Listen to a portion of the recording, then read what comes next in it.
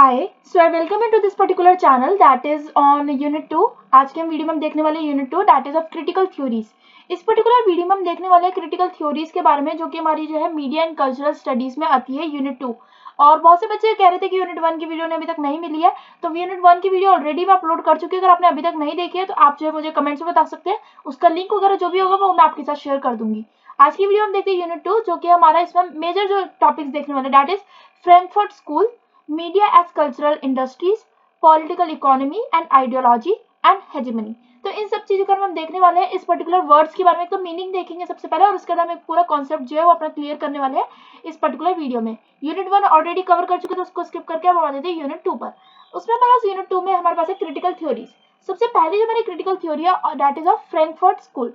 Frankfurt school जो क्या होता है, फ्रैंकफर्ट स्कूल जो है हमारा एक ग्रुप होता है जिसमें हमारे जो सोशल थ्योरिस्ट्स हैं एंड जो फिलोसोफर्स हैं वो एसोसिएटेड होते हैं with the institute for social research in Frankfurt Germany. ये डेवलप्ड करते हैं, ये डेवलप्ड होते हैं क्रिटिकल थ्योरी, इनकी जो है अपनी एक क्रिटिकल थ्योरी जो है वो डेवलप्ड होती है।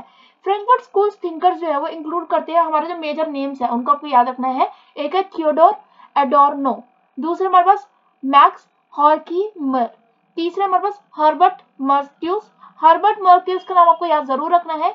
ये क्रिटिक्ड है the role of media and culture in capitalist societies में। उसके बाद अगर हम बात करें कल्चरल इंडस्ट्री के बारे में, तो जो फ्रैंकफर्ट स्कूल है ये कॉइन करते हैं हमारे टर्म को, जो कि हमारी कल्चर इंडस्ट्री।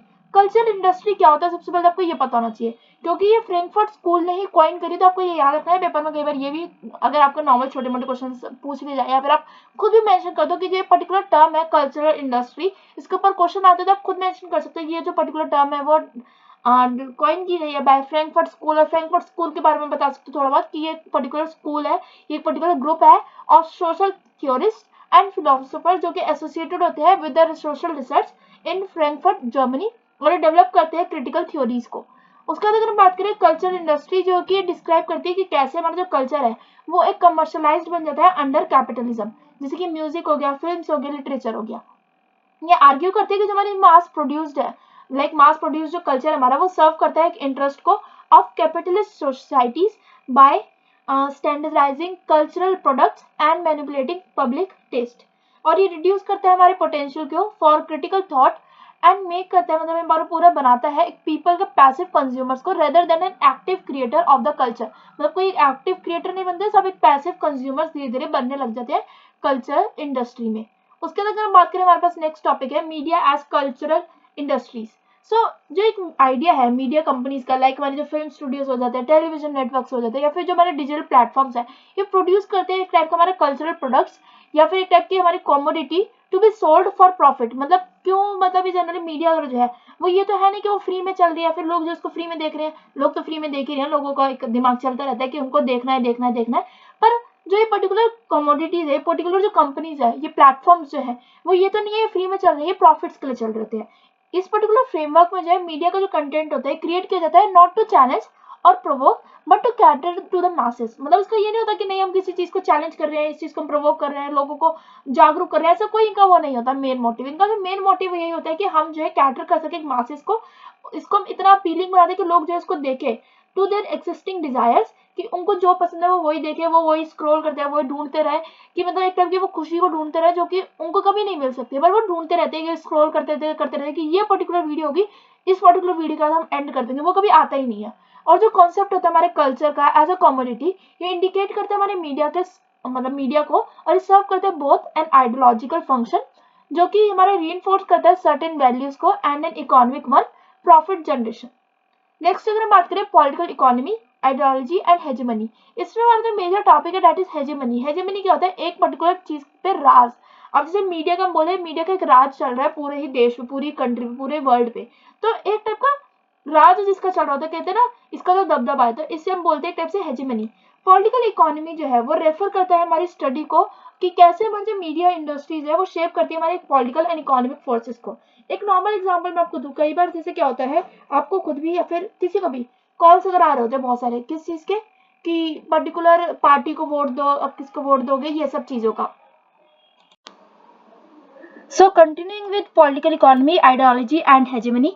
सो पॉलिटिकल इकोनॉमी जो है वो रेफर करती है हमारी स्टडी को कि कैसे हमारी जो मीडिया इंडस्ट्रीज है वो शेप करती है हमारी पॉलिटिकल इकोनॉमिक एंड फोर्सेस को। एंड उसके अलावा अगर हम बात करें, जो मीडिया जो है वो ऑफन कंट्रोल करती है हमारे एक पावरफुल कॉरपोरेशंस को और स्टेट एंटिटीज को, और ये इन्फ्लुएंस करती है हमारे पूरे कंटेंट एंड प्रोडक्शन बेस्ड को ऑन इकोनॉमिक इंटरेस्ट्स। जो मीडिया और जो लैंडस्केप है इन मेनी कंट्रीज वो डोमिनेटेड होती है by a few conglomerates, leading to a concentration of media power and shaping of public opinion। उसके बाद अगर हम बात करें आइडियोलॉजी, आइडियोलॉजी क्या होता है, एक पर्टिकुलर जो है लोगों का जो है एक पर्टिकुलर आइडियोलॉजी होना, मतलब कि लोग जो है मार्क्सिस्ट आइडियोलॉजी फॉलो करते हैं, लोग जो है पेट्रियार्की आइडियोलॉजी फॉलो करते हैं, लोग जो है फेमिनिस्ट आइडियोलॉजी फॉलो करते हैं। तो एक टाइप की आइडियोलॉजी मतलब एक टाइप का बिलीफ सिस्टम जो है वो लोग फॉलो करते हैं। अ ग्रुप ऑफ सेट और a group of people are following a particular ideology. Ideology जो है एक सिस्टम होता है हमारा आइडियाज या फिर बिलीफ का, जो कि जस्टिफाई करता है पावर को, पावर रिलेशंस को इन सोसाइटी। मीडिया एक्ट करती है एक आइडियोलॉजिकल टूल के तरह by presenting and reinforcing certain ideas and values, जो कि सर्व करती है interest of the dominant groups. Media content जो है ऑफन रिफ्लेक्ट करता है हमारे आइडियोलॉजीज को of those in power, whether वो इकोनॉमिक में हो, पॉलिटिकल में हो या फिर सोशल में हो। तो जो भी ज्यादा पावरफुल होते हैं उसकी ज्यादा आइडियोलॉजी जो जनरली डोमिनेंट बन जाती है। Then we have is hegemony. Hegemony क्या होता है? हेजेमनी जो है एक थियोराइज्ड है बाय एंटोनियो ग्राम्साई। सो इनके बारे में आपको याद रखना है, ये रेफर करता है एक हमारा डोमिनेंस को of a particular social groups, values and norms को ओवर अदर्स। ये जो मीडिया वो है वो प्ले करती है एक significant role in establishing and maintaining hegemony by promoting the world view and interest of the dominant class. क्योंकि एक पर्टिकुलर क्लास का जो है, डोमिनेंट का जो है, एक पर्टिकुलर ग्रुप ऑफ पीपल है, उनका इंटरेस्ट क्या है, उनका एक कहना क्या है, वो क्या चाहते हैं, तो उनकी एक हेजेमनी होती है, उनका एक पावर होता है, उनका एक रूल होता है। ये जनरली किया जाता है through subtle persuasion, making the dominant ideologies appear natural and inevitable, thereby preventing any alternative narratives from emerging।